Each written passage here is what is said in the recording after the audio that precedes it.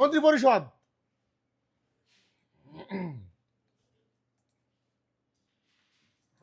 বাতেন ভাই, ভাই ছায়া মন্ত্রী পরিষদ কি? ও আচ্ছা আচ্ছা, আজকের এটা খুবই হট টপিকস, যে আসলে শ্যাডো ক্যাবিনেট বা ছায়া মন্ত্রী পরিষদ যেটা বলা হচ্ছে আর কি, এটা অনেকে বলছে যে গুপ্ত কিনা, বা জামাত যেহেতু একটা ঘোষণা দিয়ে দিয়েছে এর মধ্যে, আপনারা জানেন যে এটা কি গুপ্ত কিনা। আমরা কি লতিফে তোমার সাথে আলোচনা এটা হয়েছে না, যে আসলে শ্যাডো ক্যাবিনেটটা কি?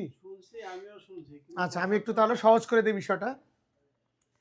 শ্যাডো ক্যাবিনেটটা হচ্ছে, ধরো বাংলাদেশে 40 জনের একটা মন্ত্রী পরিষদ গঠিত হলো, হ্যাঁ, 40 জন কারা গঠন করবে? বিএনপি। বিএনপি 40টা মন্ত্রিত্ব দিবে। তো ঠিক এই 40টা মন্ত্রণালয় বা 38টা মন্ত্রণালয়ের এগেনস্টে বিরোধী দল হিসেবে জামাত 38 জন মানুষকে সিলেক্ট করবে, দায়িত্ব দিবে, ওয়াচ ডগ যেটা বলে আর কি।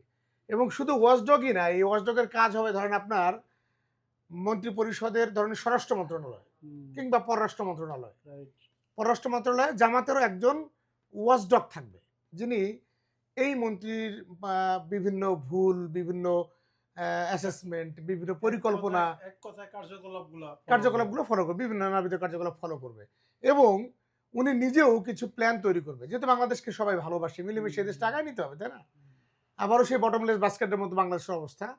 তো এই দেশকে আগায় নেওয়ার জন্য জামাত একটা আলাদা মন্ত্রিসভা করবে, ছায়া মন্ত্রী পরিষদ। তার মানে ছায়া সরকারি তুমি বলতে পারো, যেহেতু সরকারের সব গঠনমূলক সমালোচনা, কিভাবে দেশটা আগানো যাবে, এরকম নানা কিছু বিষয় নিয়ে করবে। সুতরাং ধরেন নৌ পরিবহন মন্ত্রী ভিপি নূর যদি কোনো জায়গায় ভুল করে, প্ল্যানিং একটা করলো, আবার এটা ঠিকঠাক মতো সাকসেসফুল এটাকে ইমপ্লিমেন্ট করতে পারলো না, তখন এই যে নৌ পরিবহনের দায়িত্বে জামাতের যে মন্ত্রী বা ওই ছায়ামন্ত্রী যে থাকবে, তার কাজ হবে যে ভিপি নূরকে এটাকে ধরিয়ে দেয়া, বলবে যে নূর, আপনি তো এটা হাতে নিয়েছিলেন, এটা এই জায়গায় আপনি সমস্যা করছেন, কিংবা এরকম বিষয়গুলোকে সংসদে যখন বিল হয়, তোমরা জানো যে কোনো বিষয় নিয়ে একটা বিল উত্থাপন হয়, ওটা হা না ভোটে পাশ হয়।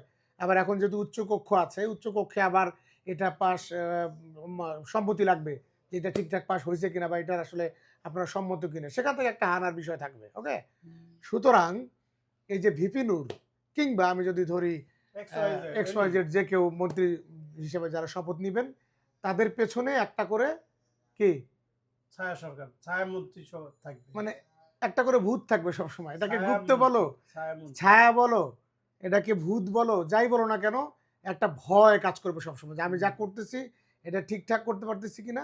তার মানে কি, এটা মানে ডেফিনেটলি ডেমোক্রেসির জন্য, ডেমোক্রেটিক গভর্নমেন্ট সবসময় কি হয়,